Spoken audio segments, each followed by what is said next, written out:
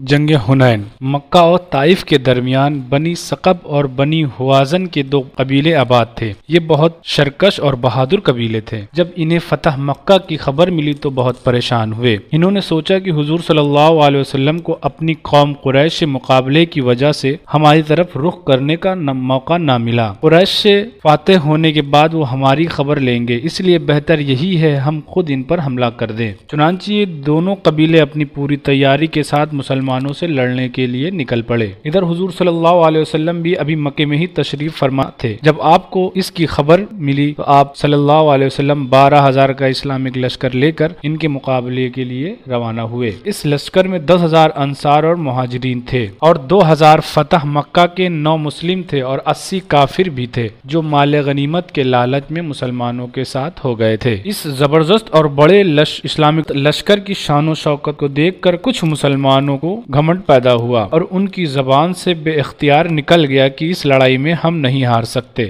جب یہ لشکر دشمن کے پڑاؤ کے قریب پہنچا تو حضور صلی اللہ علیہ وسلم نے سب بندی فرمائی۔ پھر آپ صلی اللہ علیہ وسلم نے اسلامک لشکر کے ایک دستے کو دشمنوں کے مقابلے کے لیے آگے کی طرف روانہ کیا۔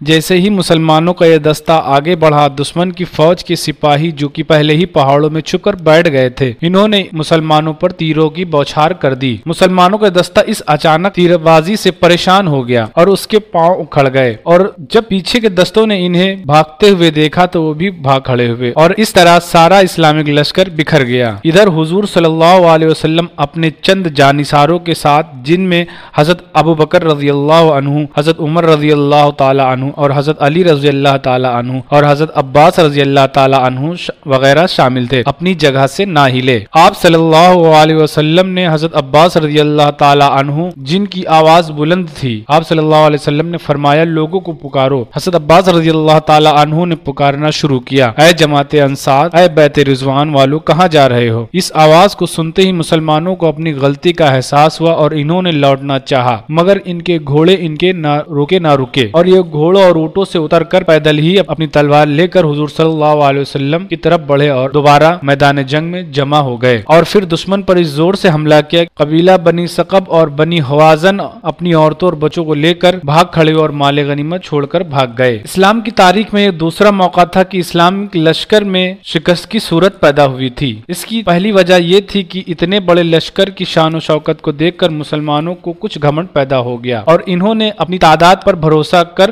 دشمنوں کی چالوں کی پرواہ نہ کی کہ لشکر میں کچھ ایسے لوگ بھی تھے جو خدا کے راستے میں لڑنے کے لیے نہیں بلکہ مال غنیمت حاصل کرنا ان کا مقصد تھا۔ اس لیے اس لڑائی سے یہ سبق ملتا ہے کہ مسلمانوں کی لڑائی صرف اللہ کے لیے ہوتی ہے اور انہیں اس راستے میں صرف اللہ ہی کی مدد پر بھروسہ کرنا چاہیے۔ حنین میں شکست کھانے کے بعد کچھ آدمی طائف کی طرف بھاگے۔ مسلمانوں نے ان کا پیچھا کیا۔ یہ لوگ بہت سا کھانے پینے کا سامان جمع کر کے قلعے کو بند کر بیٹھ گئے۔ مسلمانوں نے 18 دن تک انہیں گھیرے رکھا مگر کچھ نتیجہ نہ نکلا۔ آخر میں حضور صلی اللہ علیہ وسلم نے صحابہ اکرام سے رائے کی تو رائے کے مطابق آپ صلی اللہ علیہ وسلم نے ان کو ان کے حال پر چھوڑ کر مکے کی طرف رخ کیا۔ کچھ مدت کے بعد یہ دونوں قبیلے خود مدینے میں آ کر حضور صلی اللہ علیہ وسلم کے ہاتھوں پر اسلام لے آئے۔